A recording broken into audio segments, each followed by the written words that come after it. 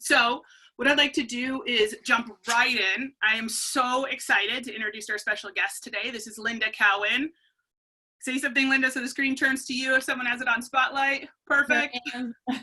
Excellent. Amazing. So in tradition, I do want to start today off with a quote. Today's quote is from Benjamin Franklin. Tell me, and I forget. Teach me, and I remember. Involve me, and I learn. All right. Excellent. So here we go. Quick tag here. I know that we do have a slow gradual following of people who are listening to our sessions after our live recording. So if you are doing that, I encourage you to pause and go back to the reading assignment and read up on those little sections, because I think it will really help draw some connections. If you're here with us live, please just be here, be now. And if you do find some value in dipping back into the Teaching Snowsports Manual, I invite you to do that later. All right, here we go. This woman is really incredible, by the way. All right, Linda Cowan comes to us with years of experience beginning in 1987 with Bellevue Ski School at Snoqualmie, leading to the training director position for Christian Ski School in 1997 based at Stevens Pass, Washington. It's where she became a race coach for Team Lion, which is now Stevens Pass Alpine Club and is still today. During her time with SPAC, she has served as training director for multiple years in the mid-2000s. In addition, she has been a PSIA staff member from 2000 to 2018. She served on the PSIA technical team from 2002 to 2017, where she was tasked with and successful in keeping the team current on educational research and trends in learning. Linda has also served as an examiner from 2011 and 2018. She was also my examiner for my level 3 skiing, which was a wonderful experience. During this time, she has led, contributed, and been a key part of a plethora of teams and appointments, including PSIA Northwest Children's Specialist Program Trainer, PSIA West Fall Symposium Presenter 2015, National Team Keynote Speaker 2016, National Women's Summit Clinician 2015 to 2017, National Team Tryout Selector 2016, PSIA Teaching Snowsports Manual Supporting Author 2017, and National Education Excellence Award 2017. Wow, every time I've read this week, this is it's very humbling, and thank you for being here. Oh yeah, no problem. Well, I mean, that's very kind of you to say all those things. I didn't realize you were going to read them all. Heck yeah, I even spent time writing something about you because I'm so honored. I have more. When she's not enriching our snow sports community, she works as a full-time elementary teacher in North Shore School District. She started teaching in 1989. Since 2013, she's been on special assignment with the district, working as an induction coach, mentoring first and second year K through 12 teachers. She teaches 2 quarters a year for University of Washington, Bothell, and works for Office of and Superintendent of Public Instruction on the state mentor faculty training schools districts across the state of Washington who are part of the Beginning Educator Support Team Mentor Program. When Linda is not skiing or educating the educators, she enjoys spending time with her husband, Glenn, and 2 labs, Daisy, May, and Raz. Very important. And thanks to Chris Thompson, she loves to ride bikes and golf. Welcome, Linda. Yeah, awesome. One of the deficits I personally find about being on these online services is I usually scroll through personally and look for the expressions. So silent rounds of applause, any kind of hands up. I always appreciate that support for our guests. All right, would you like to add anything? No, I would like to be able to give a shout out to, so Ellen Post Foster is visiting us on the call today, and she just wants to be a listener, but given all the things, just to know she is a key part in the writing of our manual, and among other things is in the National Hall of Fame, Ski and Snowboard Hall of Fame. So pretty exciting to have, that truly honored of a guest with us today too. So she just wanted to. You're welcome. Thank you, Linda. And you're welcome. And while working on the Teaching Snowsports Manual, one of the parts I enjoyed the most was working on how people learn. Working with Linda, working together. Yeah, it was a very collaborative opportunity. So we spent a lot of time on the phone talking together. And laughing. And laughing. Excellent. Linda, would you like to just open us up just a little bit with kind of a consolidated summary of what that experience was like? And then I do want to then dip right into the reading segments that we've talked about. Yeah, I think anytime you think about writing, I'm not a professional writer.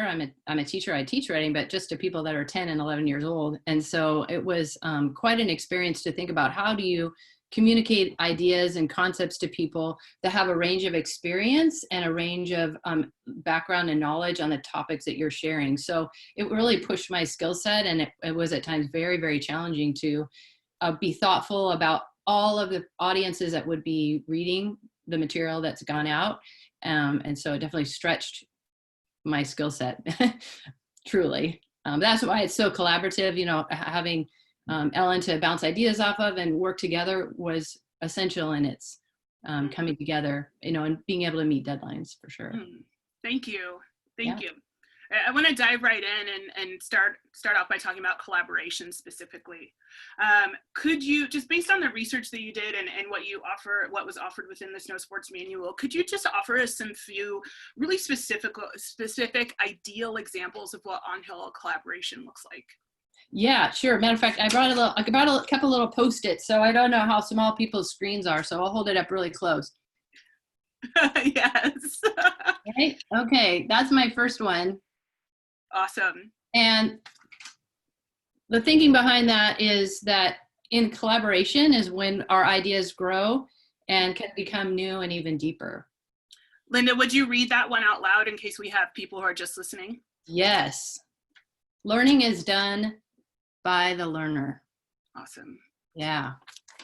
And a question that I often ask myself when I'm teaching is, who is doing the work?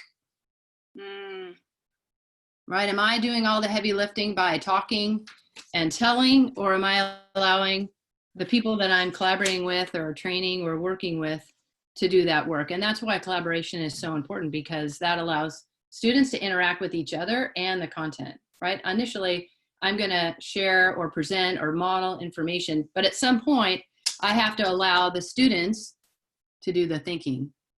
Who's doing the thinking? That's what this Post-it says. Awesome.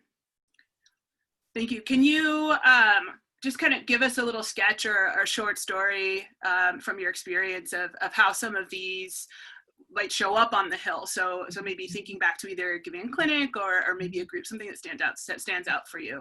Mm-hmm. Yes, a couple of years ago, the trainer at one of our smaller ski schools said, would you come out and volunteer to just take our staff out for an hour? And I said, of course, sure, no problem. This season, was like last season, I think, or the year before. And I said, no problem. And then about like 25 people showed up. And you can imagine, right, that how are you going to move 25 people down the hill? Well, when you partner people up and say, I want you to introduce yourself to the person next to you and hop on the chair and let's go up, you automatically right out of the gate create an opportunity for people to really think about what it is you're asking them to do. So we began to walk through the fundamentals of skiing, and of course got not too far when you only have an hour. But what I really wanted was then for them to interact with each other and share their thinking around the fundamental, what they think about the fundamental, how they apply it, what they notice when they're skiing, and particularly that day. And so we would convene at the top of the chair, and they would share for a couple minutes, and then we'd ski the whole run, and then they would converse on the chair for the next run. And I'd ask them to share out a little bit at the top so that I could have a chance to hear what was resonating with them, because that informs my instruction, right? I can't just let them go off and talk and I never listen, because then I'm not able to adjust what I do, right? We call that like a formative assessment. It's informing my instruction for the next steps. So if I hear some misconceptions or some misunderstandings, then I can address those, and then off we go to the next run. So collaboration can play a huge role, especially when you have a big group of people. Awesome. Thank you. Yeah. Let's see. So As we shared in preparation for this session, we talked a little bit about kind of applying the lens of social awareness and relationship management when we're looking at these particular topics. So putting that lens on and either tapping back into the example you shared or a new one, could you just kind of offer some insight and the behind the scenes of what you're thinking about when you're then kind of looking at, well, what does social awareness looks like as the clinician or as the instructor, and then also if you could then dive into relationship management and what that might look like in that example. Yeah, for sure, for sure. I thought about different examples of social awareness, and I know that everybody on this call or listening in, you do these things already. And we're not talking about something that's brand new to anybody. But I thought about the examples of like, you know, your first day with a group and you realize so-and-so is throwing snowballs, right? You've got a little friend in your group and they're throwing snowballs. And so automatically you start to wonder, you know, what's happening there. And I'll talk more about this student once we get into the relationship management piece of it. Maybe you also notice a quiet student that doesn't say anything, is a bit shy, maybe stands a ways back from the group, right? You're already the very moment that students come up to your group, whether they're adults or children, you're making some, not assumptions, but you're trying to assess how to create the best, most positive learning environment for those students. The one other example I thought of was the student that talks nonstop, and they mostly want to talk to you, which is always kind of tricky because you're trying to meet all the families and adults and other things, you know, that happen at the beginning of a very first lesson. And so social awareness plays a huge role in how we then shape not only the relationships that we build with students, but also the instructional decisions we make based upon what we learn about our students. And that's essential because we teach a snow sport, but what we teach people. And the more we can become aware of what the people are doing or showing us or coming to us with, the better we're able to adjust what we do and where we go and what we say to meet their needs. Because we're the ones that need to be adjusting. Thank you. Yeah. Appreciate that. I would love to pull out a couple of specific examples. So a couple of things that I've heard that people are saying, and I think we all can relate here, is times when an attendee or a learner is just going on and on and on and on and on. And they're really, and I think that most of us here can agree, like usually that kind of behavior is attention seeking. Can you talk about from your experience when we're kind of looping in these ideas of social awareness and also that relationship management and really dialing it back in and staying true to the collaboration piece, like what are some tactics that you've been successful with? And especially thinking in the space of like things that the group here can really grab onto and maybe try on and see if they fit them well.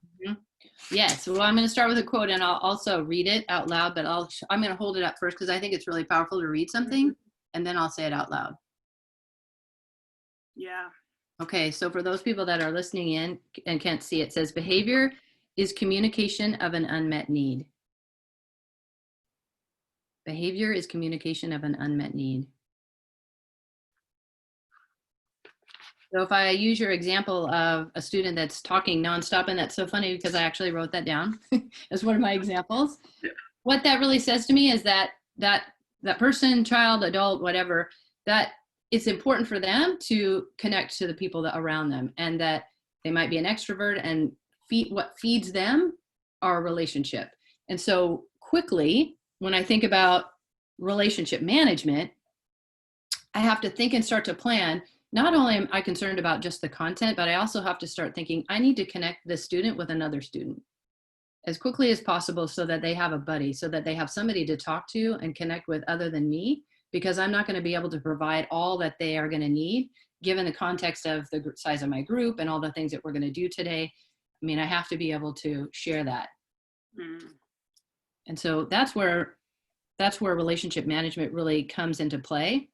Another quote that's really powerful that I feel like if you have a student that's maybe that, you know, this throwing snowballs example, or maybe pushes somebody else down, is this quote right here. And I'm going to hold it up and then I'll say it out loud because I like people to read it.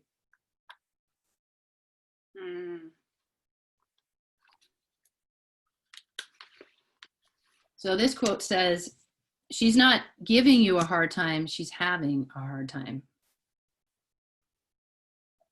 She's not giving you a hard time, she's having a hard time. And when you think about relationship management, and some of the key words and terms that are in the manual are about being non-judgmental, right? And having a curiosity to realize that whatever behavior an adult or a child exhibits, there's something behind that. There's a story there. And that when we can come at it in a non-judgmental way, then we can make the best decisions for that student to help them to be successful. They're throwing snowballs at me because they just really don't want to be there. But that's nothing against us. What we have to figure out is how can we draw them in to what it is we want to teach them and have them learn so that they can move beyond the hard things in their life and find some joy and enjoyment. And thankfully, we all love what we do on the snow. So we just have to have the patience to not give up on them and bring them with us and really try to think about, right, relationship management, what's going to help them to feel safe and to be willing to want to be there and to be a learner. Awesome. Thank you. Yeah. Great. Is there anything else you'd like to offer under the broader umbrella of collaboration before we move to linking new learning to the known experience? Yeah, I have one more little quote that I want to put up there on the screen. Is that okay? I'm probably quoting you guys like, gee whiz, lady, how many quotes you got? But I feel like I feel like it says it better than I can. And so here's my last one about collaboration. Mm-hmm. Is that almost the same one as the quote I read from Benjamin Franklin today? Yes, very close. Wow. Right, so when you think about collaboration, the person, I'll read this one, the person doing the talking is the one doing the learning. And when I know that I can take a clinic group of 25 instructors up for an hour to train, and we can be purposeful and intentional about our work together, collaboration becomes a key of that. But it can also become a key if I only have 3 people, because I want my students to be able to interact with each other and the new learning so that they can own that for themselves. Only when we can start to notice and connect things are we able to then take them on and have them become a part of who we are. I can't fabricate that for anybody. All I can do is create the opportunity for them to explore that. And that's where collaboration is key. And even though many of us are introverts, right? Research shows we have introverts and extroverts. I'm an introvert. I'm not a big, this is a big group of people. If I go to a big room with a lot of people, it's very unnerving to me because I'd rather I'll just go sit down at a table and, right. And so, but yep. Yeah, be a learner. I also have to interact with both the content and others to find understanding and true ownership. So can't let that, we have to be thoughtful and mindful of people that are introverts so that we don't overwhelm them. But then that's why it goes back to social awareness, right? If I notice that I have a student that's very shy or a clinician participant that's very shy, I need to be careful that when I'm asking things of them, that I don't put them on the spot, that I maybe ask them things privately right before they hop on the chair or when they get off the chair, some way so that I'm always earning and building and fostering a learning environment that they're willing to take the risks that it takes to be a learner, because learning means taking risks and sometimes making mistakes. And if I haven't fostered that safe environment, then they're not going to be willing to put themselves out there. Thank you. That's awesome. Appreciate that. Yeah. Right. Let's move to linking new to the known. Okay. So I'd love for you to start with just shaping a little bit of what this does look like and what it doesn't look like. And then let's move from there. Yep. So the beauty of the new to the known means that it goes back to who's doing the work. Yeah. Right? I cannot connect something new that I'm sharing with something that a student owns or knows or has experienced, because that's them as an individual. However, I can ask the types of questions that would help them think as we come down on this run. What is this snow? What are you connecting with? What is this making you think about back at home? What other sports is this making you think about? What is it? What are the sensations that you're feeling with the snow pushing against your equipment that is connecting your mind to, so that they can then make their own decisions about what those connections are. And the new to the known has to be personal for a student and a learner. It can't be something that I can create for them. So. Awesome. Great.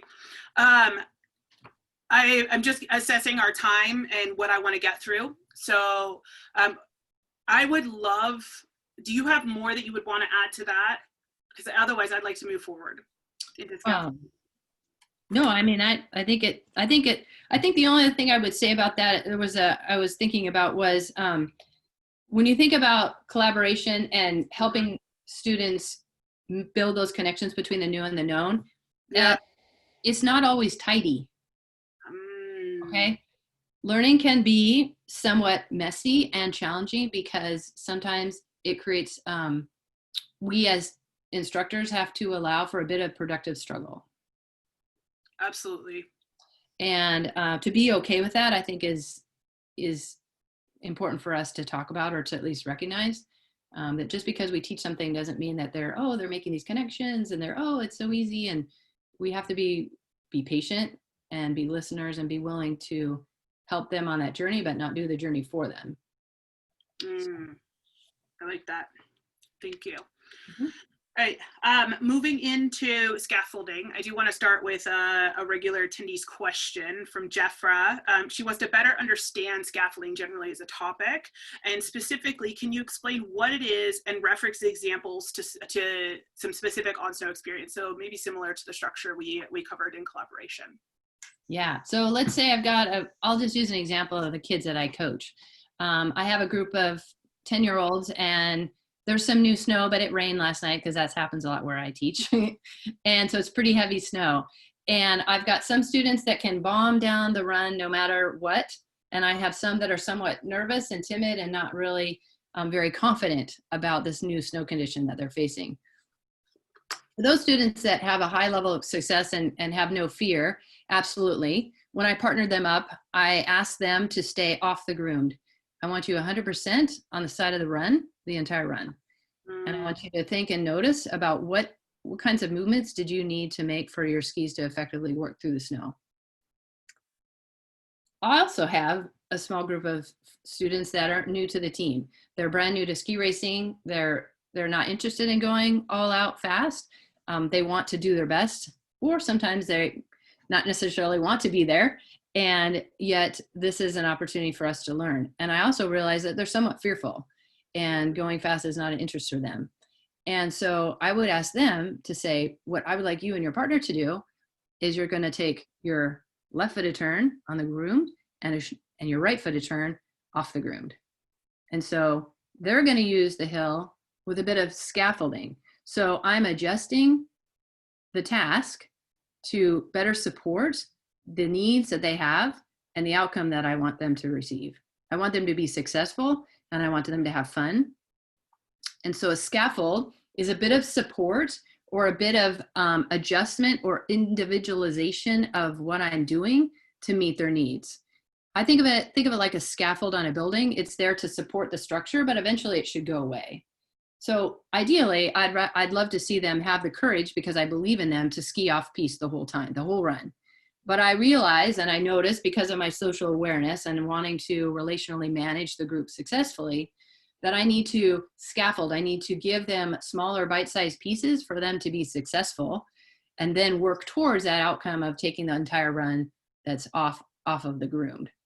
So that would be an example of how I might scaffold an actual task for students in a group. It's really helping individualize to meet the individual needs of your students.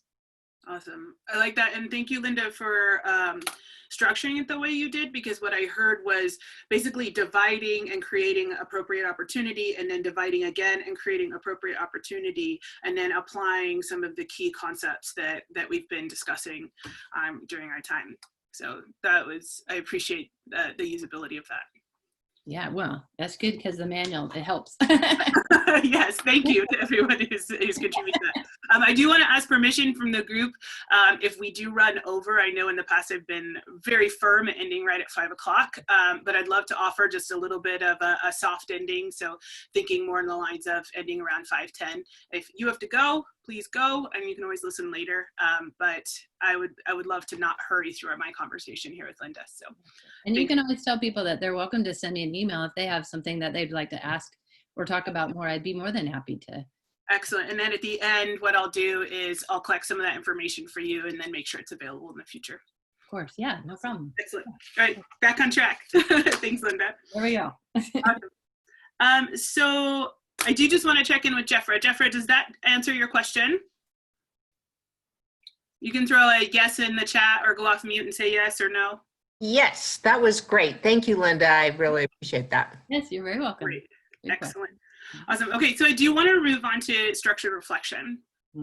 So one of the things I really appreciated in the reading that I'd like to get your perspective and just have you speak about a little bit is the difference between structured reflection and a summary. Or kind of the way that people tend to kind of, you know, oddly enough, my brain goes into like exam format that I think people get a little bit, they get a little bit strong handled on, where they feel like they need to have this preconceived idea of what is this perfect summary or wrap up. And let's maybe draw some comparisons or differences between those two. Yeah. Well, I mean, I'm just going to maybe just name the differences that I see between the two, and then we can talk about examples of them. I feel that a reflection is done by the learner, right? So it goes back to my quote that the person doing the talking is doing the learning. So if I'm asking for a structured reflection, I'm asking the students in my group or in my clinic group to say, what is one takeaway that you have from today, or what's the next step for you? And so the student is doing the learning. I think a summary often has the understanding that I'm going to summarize what we did today as the instructor.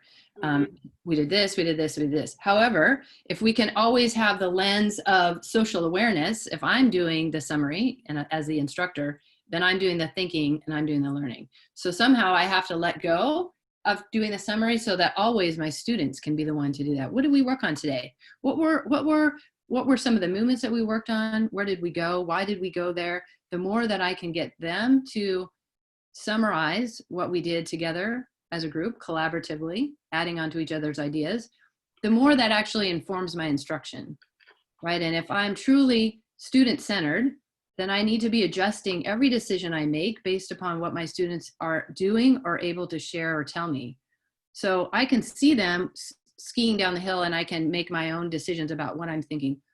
However, when I ask them to summarize or talk about what did we just work on the last run and what did you notice, they might bring up things that it never even occurred to me. So summary is important not only for them so that they remember, but it also informs my instruction. Because if they just talk about, like if we were really working on balancing over our outside ski and they said, well, we were trying to make really round turn shapes, and I hadn't brought that up at all. I think, how did they go there? But where they went is where they went. Like there's no wrong answer. I mean, that's what stood out to them. Maybe because they had weight over their outside ski, they actually could shape the turn a little bit more. And so the outcome for them was very different. So I need to be ready for whatever they say because there's no wrong answer. It simply informs my instruction. So summaries inform instruction, and then reflection adds that piece of what are your next steps from that. Also, I feel like it's both. It can be, here's what I took away, and here is also my next step. So it becomes a little more personal. Mm-hmm. And I also believe that reflecting is essential throughout a lesson, not just at the end.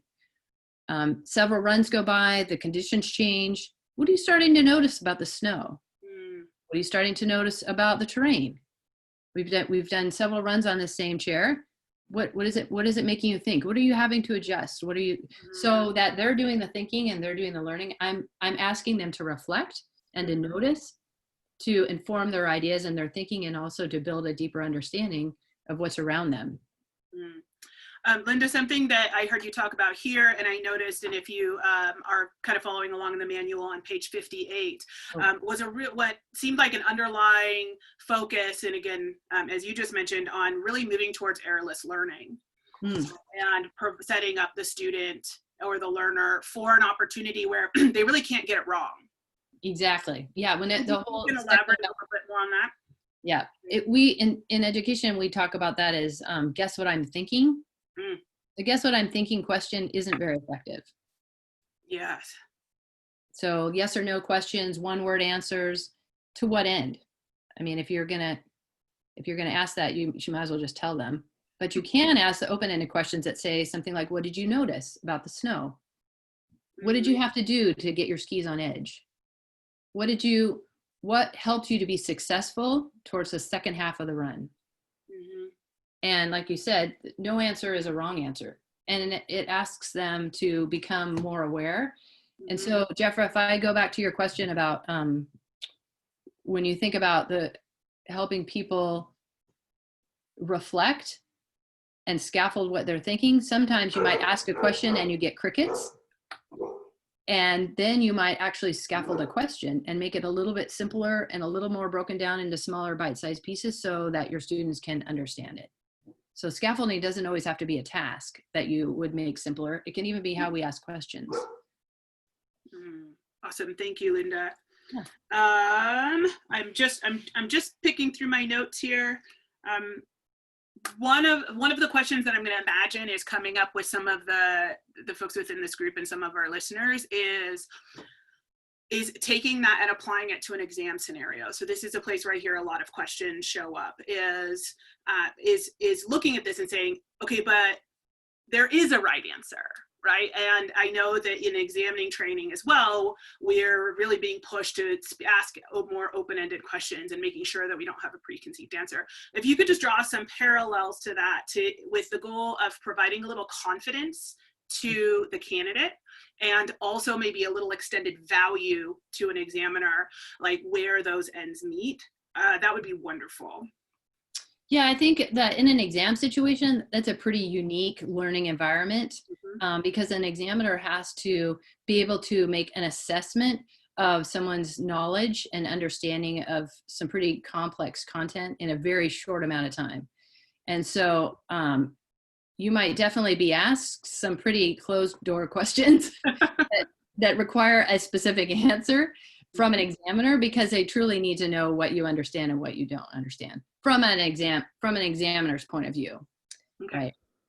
Great. I think from the learner's point of view as a participant in an exam, it's also somewhat artificial because you do need to be able to show what you know. You need to be authentic, you need to be real, you need to make sure that people are moving and skiing and doing what it is that you're teaching. And always know that examiners will be able to debrief with you afterwards and say, was there anything else that you didn't get to share? And then you can give maybe some background thinking as to why you did what you did in the moment. So you try to make it as real and as alive as possible, but you also have to make sure that you're on point with the time that you have. And obviously a 20-minute segment of time in an exam is not nearly what we would expect in an actual instructional lesson, even if it's, just for an hour, right? So Thank you. Sometimes comparing apples and oranges a bit. I hear you. Yeah. I get it. Excellent. Thank you for that. I do want to draw attention, if you are following along in the manual, to the bottom of page 58. It's the very last sentence there, and I'll read it. And I just want to read this statement out loud because it really popped off the page for me. So instructors help students pay attention to what they're noticing, feeling, thinking, and doing. As students reflect on how their actions affect their performance, growth, and improvement develop from mindfulness, planning, and conscious effort.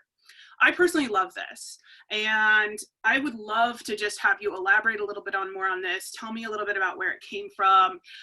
Give us some connections to where some of this information is coming from as the task force and the authors of these pieces of literature are brought to the snow sports industry.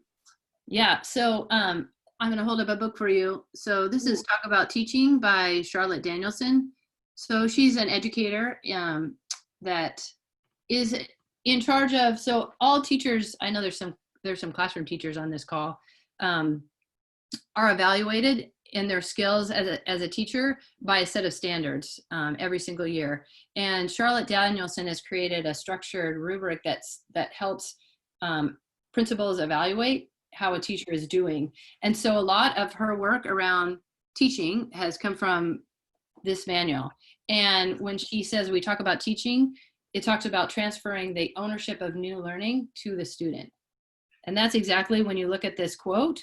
As students reflect on their actions, affect their performance and growth, they develop a mindfulness planning, they begin to own what it is that we're teaching in, because that's what learning truly is. It's ownership of new information. And she walks it through very, very carefully and thoughtfully around how does the ownership of information take place. And that's all the pieces that we talked about today, right? Who's doing the learning, who's doing the talking, talking about reflection, talking about collaboration, linking the new to the known. All of those are concepts and ideas that came from Charlotte Danielson's work around how we learn. And she researched learning for over 20 years before she published the rubrics that are used by districts across the country to assess teachers. Awesome, thank you. Yeah. What question am I not asking you that I should? Oh, I don't know. That's actually, that is a very self-fulfilling answer, so thank you. Excellent. All right, I just have some I want to open it up for maybe 1 or 2 questions before we wrap up. We've just got a couple of minutes. Does anyone have a question for Linda based on the topics that we've talked about this afternoon? You can drop them in the chat, or it's go ahead and you can unmute yourself. Yeah. If you like. We could be social. I like that.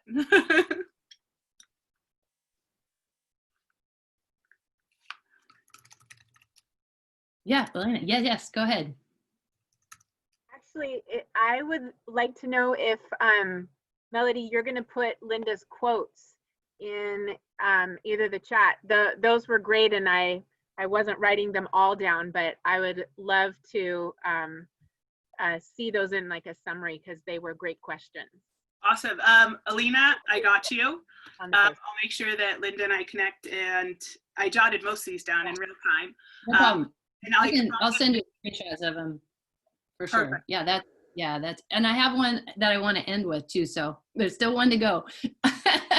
Awesome. And also, Alina, I can get those up in the show notes. So if you go each week, there's information for the next week. So I'll think through where those should land. But if you look through the event listings on PSIA Northwest, you'll be able to find those. I'll figure out a way to get those up there. Thanks, Lena. Great question. Appreciate it. Anyone else?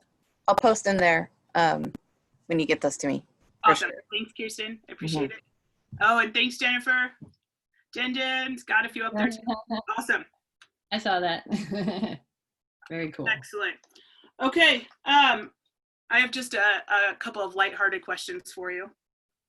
I'd love for you to describe an average moment for you that brings you joy.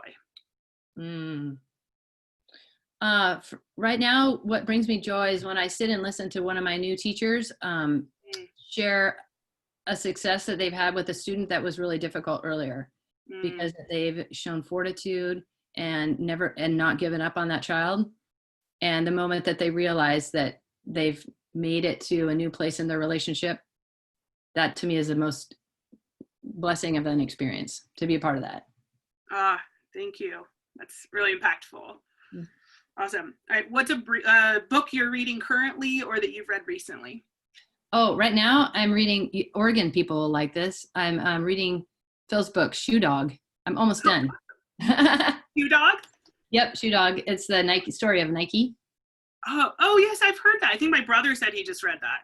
Oh, good. Yeah, it's fascinating. I'm sure a lot of you guys have read it already. Most people, there's a lot of Oregon people on this call. So yeah, got like 2 pages left. It's very good. Excellent. All right. And then what is your favorite snack? Oh, I don't, I like popcorn, but it's not very good for you. That's okay. No judgment. Excellent. And is there a podcast that you've loved and listened to recently? I follow Jennifer Saravello. She's an educator. She used to work at Columbia University, and she actually does a lot of Post-its in her presentations, and I love that. I think visuals really help people more than just saying the words. I'm a visual learner, and so to be able to hear it and see it at the same time can be really empowering, especially now that we're teaching online. So I follow her closely. Yeah. Awesome. Thank you. And then lastly, as promised, how can people reach you as they have questions that come up for them? Yeah, they could just email me. I'll put my email in the chat so that you have it and you can send it. Well, you have my email, so you can send it out. With your permission, I can go ahead and put it in the show notes. Would that be okay with you? Yeah, of course. Great. Of Okay, course. I can do Yes. that. Oh, of course. Yeah. This is amazing. Excellent. So thank you, Linda. I appreciate it so much. I just have a tiny bit of housekeeping before you wrap. Next week. I saw my last quote too. Can I share my last Oh quote? my gosh, of course. Please. For the post-it, Jennifer. Okay, I'm also going to read it just because it's probably hard for you guys to see it. But this is, I want you to think about this over the weekend. Okay. I used to do a lot of explaining, but now I ask more questions. I used to do a lot of the talking, but now I do much more listening. And the last one, I used to think mostly about teaching content, and now I think about the learning of my students.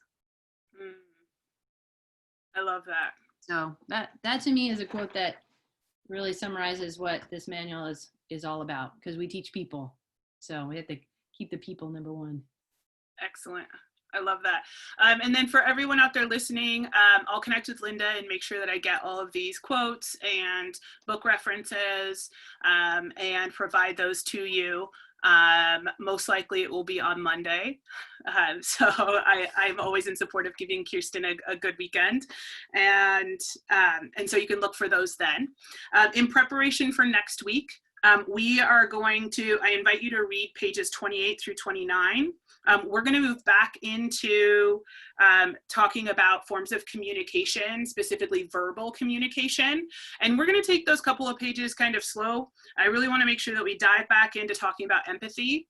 I will be posting a couple of recommended questions for you to tackle.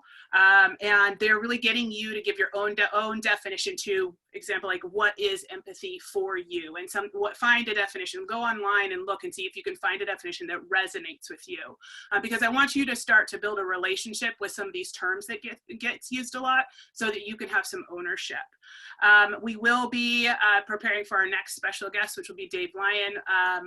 He will be joining us in about 2 to 3 weeks. So think week 5 or 6. So be thinking about that. And then I would also love for you to be thinking a little bit about one particular people skill fundamental, which is recognize and influence the behaviors, motivations, and emotions of others. So we'll be covering those 3 things next week and be thinking about preparing for our conversation with Dave Lyon. All right.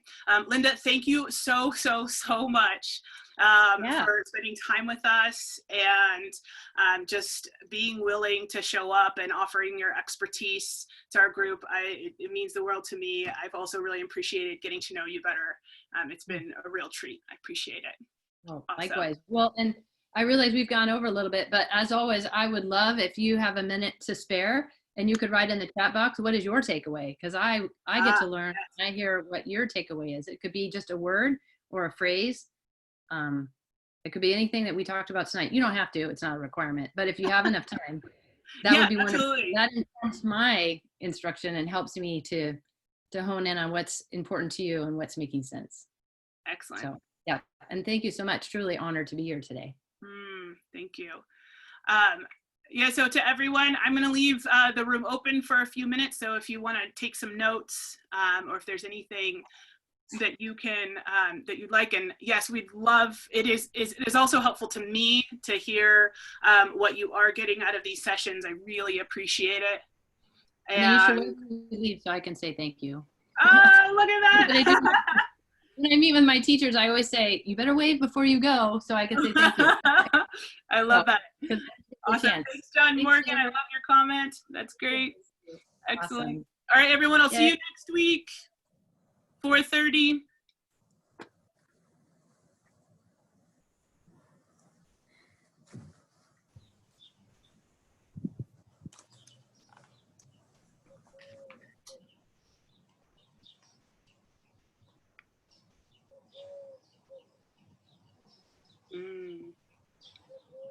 Oh, I love listening to looking at these takeaways. Thanks, everyone.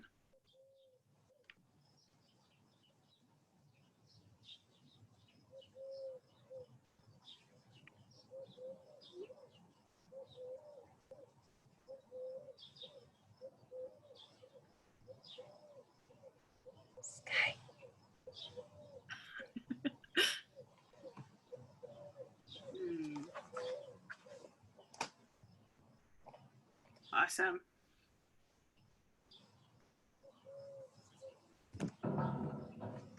Whoa. All right, everyone.